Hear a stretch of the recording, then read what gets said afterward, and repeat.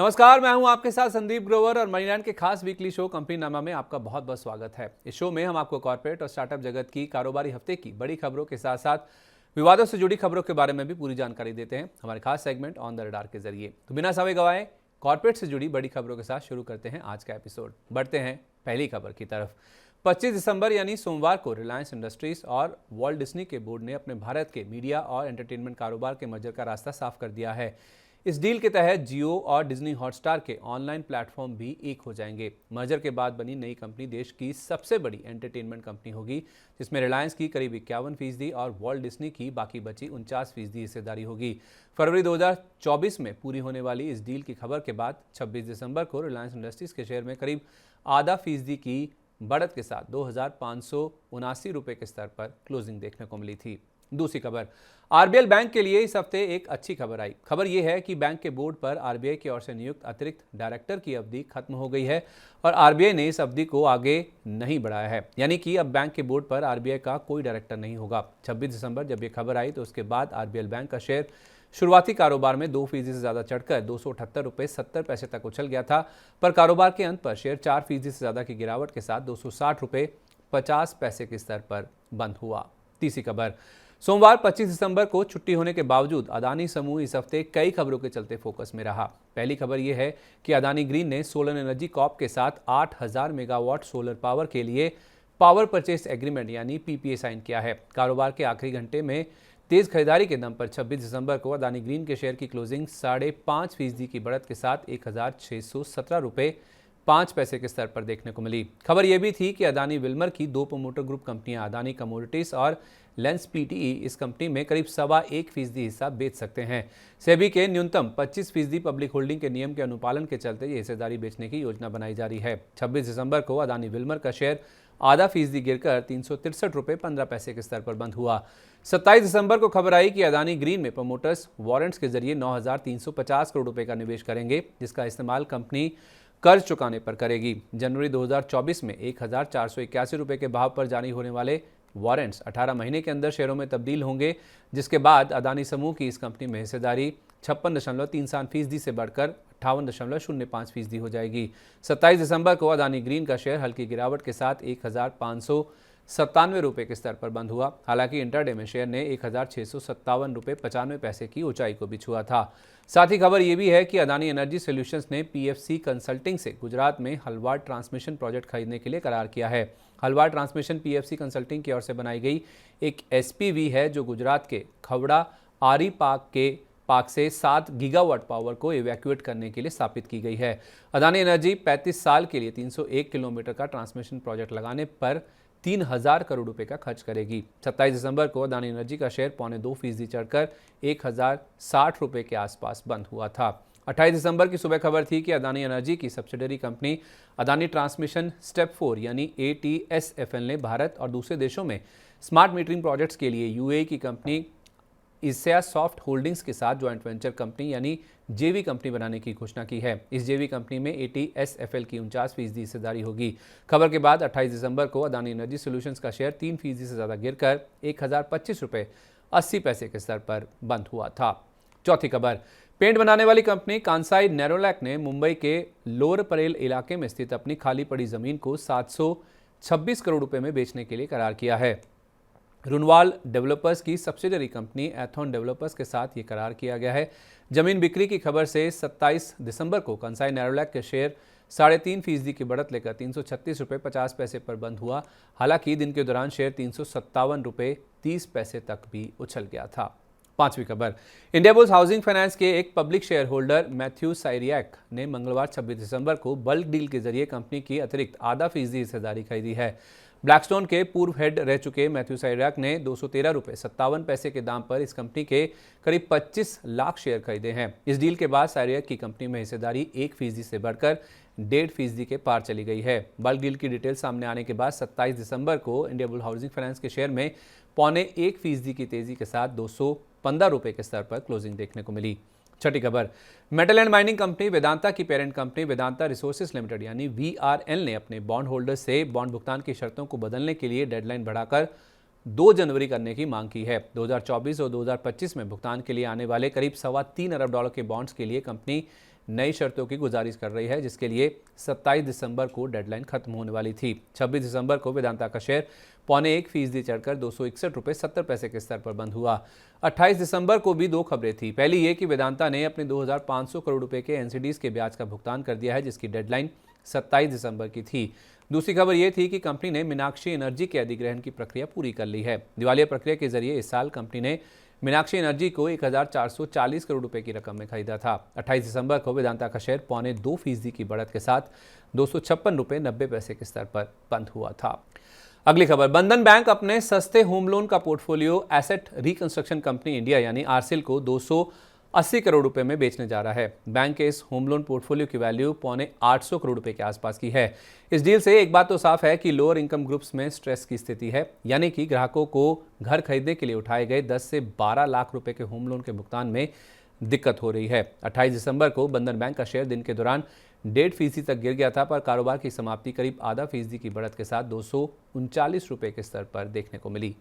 आठवीं खबर, सरकारी बैंक कैनरा बैंक के बोर्ड ने अपनी mutual fund subsidiary Canara Robeco AMC को आईपीओ लाने के लिए सैद्धांतिक मंजूरी दे दी है, यानी कि इस कंपनी को लिस्टिंग की प्रक्रिया शुरू करने के लिए कैनरा बैंक के बोर्ड से मंजूरी मिल गई है। HDFC AMC, Nippon life India AMC, UTI AMC और आदित्य बिरला सन लाइफ एएमसी के बाद ये लिस्ट होने वाली 5वीं म्यूचुअल फंड कंपनी होगी। लिस्टिंग की खबर से 28 दिसंबर को कैनरा बैंक के शेयर में 0.25% की बढ़त के साथ 439 रुपये 85 पैसे के स्तर पर क्लोजिंग देखने को मिली। 9वीं खबर, कोटक महिंद्रा बैंक को आरबीआई से सीएस राजन की पार्ट टाइम चेयरमैन के पद पर नियुक्ति के लिए मंजूरी मिल गई है। 1 जनवरी 2024 से होने वाली ये नियुक्ति अगले 2 साल के लिए प्रभावी होगी। आपको बता दें कि राजन फिलहाल बैंक के बोर्ड पर इंडिपेंडेंट डायरेक्टर के पद पर कार्यरत हैं। वो इस पद पर प्रकाश आप्टे की जगह लेंगे, जिनका कार्यकाल 31 दिसंबर 2023 को पूरा होने जा रहा है। अच्छी खबर के दम पर 28 दिसंबर को कोटक महिंद्रा बैंक के शेयर में करीब 1% के उछाल के साथ 1920 रुपये के स्तर पर क्लोजिंग हुई। 10वीं खबर, एलएनजी इंपोर्ट करने वाली कंपनी पेट्रोनेट एलएनजी ने ईस्ट कोस्ट में अपना पहला एलएनजी टर्मिनल लगाने के लिए गोपालपुर पोर्ट्स के साथ करार किया है। ये टर्मिनल ओडिशा के जिला गंजम में स्थित गोपालपुर में लगाया जाएगा। LNG floating storage regasification unit लगाने के लिए दोनों कंपनियों ने बाइंडिंग टर्म शीट साइन कर ली है। पहले चरण में यूनिट की क्षमता 4 MMTPA होगी, जिसके बाद इसे बढ़ाकर 5 MMTPA करने का भी विकल्प होगा। करार की खबर से 28 दिसंबर को पेट्रोनेट एलएनजी के शेयर में करीब 3% के उछाल के साथ 222 रुपये 40 पैसे के स्तर पर क्लोजिंग हुई। 11वीं खबर, एनसीएलटी ने थर्मैक्स की 2 सब्सिडरी कंपनियों थर्मैक्स कूलिंग सॉल्यूशन और थर्मैक्स इंस्ट्रूमेंटेशन के डीमर्जर को मंजूरी दे दी है। कंपनी के मुताबिक इस डीमर्जर से कारोबार में कोऑर्डिनेशन बढ़ेगा और ऑपरेशंस में लचीलापन आएगा। यही नहीं, इससे थर्मैक्स इंस्ट्रूमेंटेशन के कारोबार पर मैनेजमेंट का फोकस और बढ़ पाएगा। इससे कंपनी के एडमिनिस्ट्रेटिव और कंप्लायंस फंक्शन का डुप्लीकेशन खत्म होगा, जिससे खर्चों में कमी होगी और कंपनी को फायदा होगा। इसके अलावा खबर ये भी थी कि जल्द ही इस कंपनी की कमर्शियल कोल गैसिफिकेशन प्लांट लगाने की भी योजना है। इस नए प्लांट की शुरुआती उत्पादन क्षमता 100 से 500 टन प्रतिदिन होगी। 28 दिसंबर को थर्मैक्स का शेयर 0.3% की मजबूती के साथ 3088 रुपये के स्तर पर बंद हुआ। अब बात करते हैं प्राइमरी मार्केट की। इस हफ्ते आईपीओ बाजार में शेयर जारी करने के बाद 8 कंपनियों ने सेकेंडरी मार्केट में दस्तक दी। 26 दिसंबर को 3 कंपनियों की लिस्टिंग हुई। इसमें पहला नाम था मोती सन्स ज्वेलर्स का। मोती सन्स ज्वेलर्स का शेयर एनएसई पर 109 रुपये के स्तर पर लिस्ट हुआ, यानी कि इशू प्राइस से करीब 98% के प्रीमियम पर लिस्टिंग हुई, क्योंकि इशू प्राइस 55 रुपये प्रति शेयर था। दरअसल इस आईपीओ को काफ़ी अच्छा रिस्पांस मिला था। यह आईपीओ कुल 173 गुना सब्सक्राइब हुआ था। इस आईपीओ के जरिए कंपनी ने कुल 151 करोड़ रुपए की रकम जुटाई है। 26 दिसंबर को कारोबार के अंत में मोती सन्स ज्वेलर्स का शेयर 55 रुपये के इशू प्राइस से 88.3% के प्रीमियम पर, लेकिन 109 रुपये के ओपनिंग प्राइस से 5% गिरकर 103 रुपये 55 पैसे के स्तर पर बंद हुआ। इसके अलावा 26 दिसंबर को ही मुथूट माइक्रोफिन की भी लिस्टिंग हुई। मुथूट माइक्रोफिन का शेयर एनएसई पर 275 रुपये 30 पैसे के स्तर पर लिस्ट हुआ, जो कि इशू प्राइस से करीब 5.5% के डिस्काउंट पर है, क्योंकि इशू प्राइस 291 रुपये प्रति शेयर था। दरअसल इस आईपीओ को ठीक ठाक रिस्पांस मिला था। यह आईपीओ कुल 12.5 गुना के आसपास सब्सक्राइब हुआ था, जिसके जरिए कंपनी ने कुल 960 करोड़ रुपए की रकम जुटाई है। 26 दिसंबर को कारोबार के अंत में मुथूट माइक्रोफिन का शेयर 291 रुपये के इशू प्राइस से करीब 8.5% के डिस्काउंट पर और 275 रुपये 30 पैसे के ओपनिंग प्राइस से करीब 3.5% गिरकर 265 रुपये 95 पैसे के स्तर पर बंद हुआ। सूरज स्टेट डेवलपर्स तीसरी कंपनी थी जिसकी लिस्टिंग हुई। सूरज स्टेट डेवलपर्स का शेयर एनएसई पर 340 रुपये के स्तर पर खुला, जो कि इशू प्राइस से करीब 5.5% के डिस्काउंट पर है, क्योंकि इशू प्राइस 360 रुपये प्रति शेयर था। हालांकि इस आईपीओ को रिस्पांस ठीक ठाक मिला था। यह आईपीओ कुल 16.5 गुना के आसपास भरा था। इस आईपीओ के जरिए कंपनी ने कुल 400 करोड़ रुपए की रकम जुटाई है। 26 दिसंबर को कारोबार के अंत में सूरज स्टेट का शेयर 360 रुपये के इशू प्राइस से करीब 7% के डिस्काउंट पर और 340 रुपये के ओपनिंग प्राइस से करीब 1.5% गिरकर 334 रुपये 90 पैसे के स्तर पर बंद हुआ था। 27 दिसंबर को भी 3 कंपनियों की लिस्टिंग हुई। इसमें पहला नाम था हैप्पी फोर्जिंग्स का। हैप्पी फोर्जिंग्स का शेयर एनएसई पर 1000 रुपये के स्तर पर लिस्ट हुआ, यानी कि इशू प्राइस के मुकाबले 17.5% के प्रीमियम पर लिस्टिंग हुई, क्योंकि इस आईपीओ का इशू प्राइस 850 रुपये प्रति शेयर तय किया गया था। इस आईपीओ को रिस्पांस काफ़ी अच्छा मिला था। यह आईपीओ कुल 82 गुना से ज़्यादा सब्सक्राइब हुआ था। इस आईपीओ के जरिए कंपनी ने लगभग 1009 करोड़ रुपए की रकम जुटाई है। 27 दिसंबर को कारोबार के अंत में हैप्पी फोर्जिंग्स का शेयर 850 रुपये के इशू प्राइस से करीब 21% के प्रीमियम पर, लेकिन 1000 रुपये के ओपनिंग प्राइस से 3% चढ़कर 1030 रुपये 10 पैसे के स्तर पर बंद हुआ। इसके अलावा 27 दिसंबर को ही क्रेडो ब्रांड्स मार्केटिंग के शेयर की भी लिस्टिंग हुई और लिस्टिंग एकदम सपाट रही। क्रेडो ब्रांड्स का शेयर एनएसई पर 282 रुपये 35 पैसे के स्तर पर खुला, यानी कि इशू प्राइस के मुकाबले महज 1% के प्रीमियम पर लिस्टिंग हुई, क्योंकि इस आईपीओ का इशू प्राइस 280 रुपये प्रति शेयर था। इस आईपीओ को रिस्पांस काफ़ी अच्छा मिला था, पर लिस्टिंग इतनी खास नहीं हुई। यह आईपीओ कुल 52 गुना के आसपास सब्सक्राइब हुआ था। इस आईपीओ के जरिए कंपनी ने लगभग 550 करोड़ रुपए की रकम जुटाई है। 27 दिसंबर को कारोबार के अंत में क्रेडो ब्रांड्स का शेयर 280 रुपये के इशू प्राइस से 11.1% के प्रीमियम पर, लेकिन 282 रुपये 35 पैसे के ओपनिंग प्राइस से 10.2% चढ़कर 311 रुपये के स्तर पर बंद हुआ था। अगली खबर, आरबीजी ज्वेलर्स तीसरी कंपनी थी जिसकी 27 दिसंबर को लिस्टिंग हुई। आरबीजी ज्वेलर्स की लिस्टिंग एकदम फीकी और सपाट रही। एनएसई पर आरबीजी ज्वेलर्स का शेयर 100 रुपये के भाव पर लिस्ट हुआ, यानी कि शेयर की एकदम सपाट, एकदम फ्लैट लिस्टिंग हुई है, क्योंकि आईपीओ का इशू प्राइस भी 100 रुपये प्रति शेयर ही था। इस आईपीओ को ठीक ठाक रिस्पांस मिला था, पर फिर भी लिस्टिंग फीकी रही। यह आईपीओ कुल 17 गुना के आसपास भरा था। आईपीओ से इस कंपनी ने 100 करोड़ रुपए की ही रकम जुटाई है। 27 दिसंबर को आरबीजी ज्वेलर्स का शेयर 100 रुपये के इशू प्राइस और ओपनिंग प्राइस से 5% के प्रीमियम पर 105 रुपये के स्तर पर बंद हुआ, जो कि 5% का ऊपरी सर्किट था। 28 दिसंबर को आज़ाद इंजीनियरिंग के आईपीओ के तहत जारी हुए शेयरों की लिस्टिंग हुई। एनएसई पर आज़ाद इंजीनियरिंग का शेयर 720 रुपये के स्तर पर लिस्ट हुआ, यानी कि इशू प्राइस के मुकाबले शेयर 37.5% के प्रीमियम पर लिस्ट हुआ, क्योंकि आईपीओ का इशू प्राइस 524 रुपये प्रति शेयर था। इस आईपीओ को निवेशकों से काफ़ी दमदार रिस्पांस मिला था।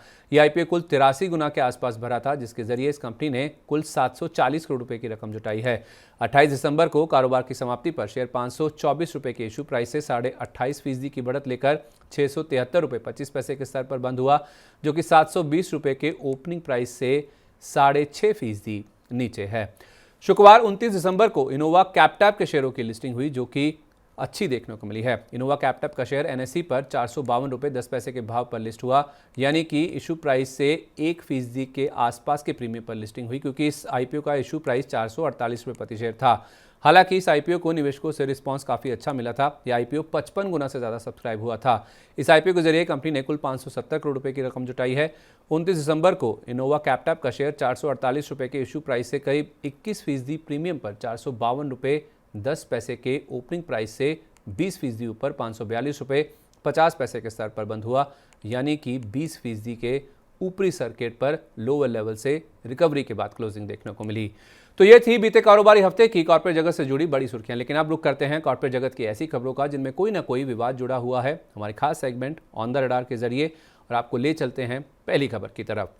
देश की दूसरी सबसे बड़ी आईटी कंपनी इन्फोसिस के लिए इस हफ्ते एक खराब खबर आई, जिसका कंपनी के शेयर पर भी असर देखने को मिला। खबर यह है कि इन्फोसिस के एक ग्लोबल ग्राहक ने $1.5 अरब के ऑर्डर को रद्द कर दिया है। हालांकि 14 सितंबर 2023 को मिले इस ऑर्डर की अवधि 15 साल से ज़्यादा की थी। इस डील के तहत कंपनी को आर्टिफिशियल इंटेलिजेंस यानी AI सॉल्यूशंस पर फोकस करना था, पर बड़ा ऑर्डर रद्द होने की वजह से 26 दिसंबर को शेयर 2.5% से ज़्यादा गिर गया था। पर कारोबार के अंत पर शेयर 1% की गिरावट लेकर 1546 रुपये के स्तर पर बंद हुआ। दूसरी खबर, बीते वीकेंड पर पेटीएम की पेरेंट कंपनी 197 कम्युनिकेशन ने अपने 1000 से ज़्यादा कर्मचारियों को नौकरी से निकालने की घोषणा की। निकाले जा रहे कर्मचारी कंपनी के कुल 10% स्टाफ के बराबर हैं। एआई ट्रांसफॉर्मेशन के चलते कंपनी ने अपने ऑपरेशंस और मार्केटिंग डिवीजन से लोगों को बाहर करने की घोषणा की है। दरअसल कंपनी का कहना है कि उसे एआई के मोर्चे पर अनुमान से बेहतर रिस्पांस मिला है, जिस वजह से लोगों की छंटनी की जा रही है।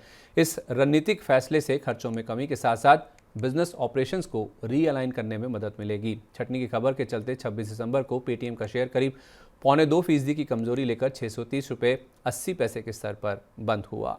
तीसरी खबर, देश की चौथी सबसे बड़ी आईटी कंपनी विप्रो के शेयर ने 26 दिसंबर को शुरुआती कारोबार में 3% का गोता लगाया। दरअसल खबर यह थी कि विप्रो की ओर से एल&टी इन्फोटेक के पूर्व सीईओ संजय जलोना को कंपनी में शामिल किया जा सकता है। संजय जलोना को विप्रो ग्रोथ को बढ़ावा देने के लिए उठाए जा रहे कदमों के तहत हायर कर सकती है, पर विप्रो ने इस खबर का खंडन कर दिया। इस खंडन के बावजूद 26 दिसंबर को विप्रो का शेयर दिन के निचले स्तर से करीब 5.25% की रिकवरी के साथ 469 रुपये 70 पैसे के स्तर पर 1.5% की बढ़त लेकर बंद हुआ।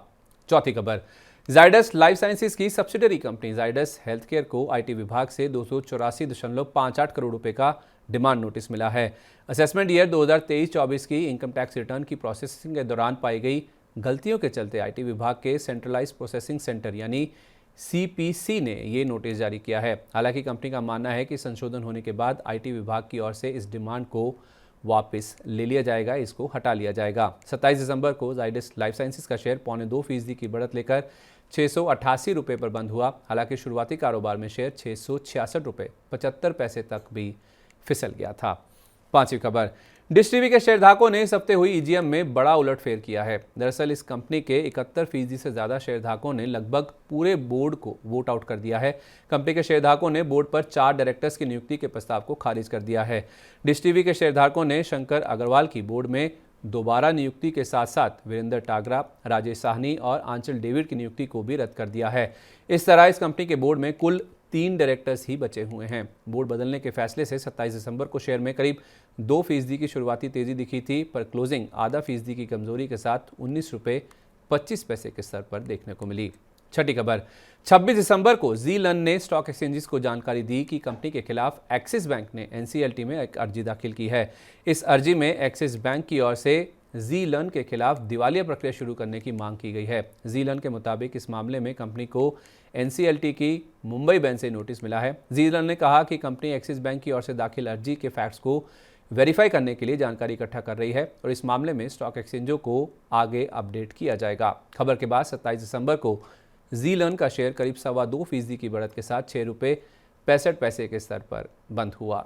सातवीं खबर, लाइफ इंश्योरेंस कारोबार से जुड़ी कंपनी आईसीआईसीआई प्रूडेंशियल को टैक्स अथॉरिटी से वित्त वर्ष 2017-18 में शॉर्ट पेमेंट के लिए 270 करोड़ रुपए का जीएसटी नोटिस मिला है। महाराष्ट्र जीएसटी अथॉरिटी की ओर से ये डिमांड नोटिस भेजा गया है।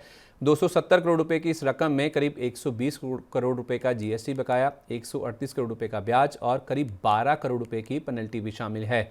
हालांकि कंपनी ने कमिश्नर अपील्स के पास इस नोटिस के खिलाफ अपील करने के लिए कहा है। टैक्स नोटिस मिलने की खबर से 28 दिसंबर को आईसीआईसीआई प्रूडेंशियल का शेयर करीब 0.25% की बढ़त के साथ 530 रुपये 40 पैसे के स्तर पर बंद हुआ। आठवीं खबर, online food delivery company Zomato को 26 दिसंबर को 402 करोड़ रुपए की जीएसटी बकाये से जुड़ा एक शो कॉज नोटिस हाथ लगा है। Directorate general of GST intelligence यानी डीजीजीआई पुणे की ओर से ये नोटिस जारी किया गया है। ये नोटिस 29 अक्टूबर 2019 से 31 मार्च 2022 के दौरान लिए गए डिलीवरी चार्जेस के चलते जारी किया गया है। इस नोटिस में कंपनी से 401.7 करोड़ रुपए की रिकवरी क्यों नहीं की जानी चाहिए, इसको लेकर जवाब मांगा गया है, पर कंपनी के हिसाब से टैक्स की देनदारी नहीं बनती है क्योंकि कंपनी डिलीवरी चार्जेस अपने डिलीवरी पार्टनर्स के बिहाफ पर कलेक्ट करती है। टैक्स से जुड़ा नोटिस मिलने से 28 दिसंबर को जोमैटो का शेयर 3% से ज़्यादा गिरकर 123 रुपये 20 पैसे के स्तर पर बंद हुआ। तो चलिए, कॉर्पोरेट जगत से जुड़ी इस हफ्ते की तमाम बड़ी खबरें यहीं पर समाप्त होती हैं। अब आगे बढ़ते हैं और आपको बताते हैं स्टार्टअप स्पेस की खबरें स्टार्टअप अपडेट में, और चलते हैं पहली खबर की ओर, और वो है अच्छी खबर। अच्छी खबर ये है कि इनक्रेड ने ताज़ा फंडिंग राउंड में 6 करोड़ डॉलर की रकम जुटाई है, जिसके बाद इस स्टार्टअप कंपनी ने यूनिकॉर्न का दर्जा हासिल कर लिया है, क्योंकि इस कंपनी का वैल्यूएशन बढ़कर 1.04 अरब डॉलर हो गया है। 1 अरब डॉलर या उससे ज़्यादा वैल्यूएशन वाले स्टार्टअप्स को यूनिकॉर्न का दर्जा हासिल होता है। साल 2023 में यूनिकॉर्न का दर्जा हासिल करने वाली इनक्रेड दूसरी स्टार्टअप कंपनी बन गई है। दूसरी खबर, इलेक्ट्रिक टू व्हीलर बनाने वाली देश की सबसे बड़ी कंपनी ओला इलेक्ट्रिक ने आईपीओ के जरिए 500 करोड़ रुपए जुटाने के लिए मार्केट रेगुलेटर सेबी के पास अर्जी दाखिल कर दी है। कंपनी नामा के एपिसोड नंबर 104 में हमने आपको बताया था कि ओला इलेक्ट्रिक जल्द ही अपना आईपीओ लॉन्च कर सकती है। इस तरह 2 दशक के बाद यानी कि 20 साल के बाद पहली बार किसी ऑटो कंपनी का आईपीओ आएगा। इससे पहले 2003 में मारुति सुजुकी ने अपना आईपीओ लॉन्च किया था।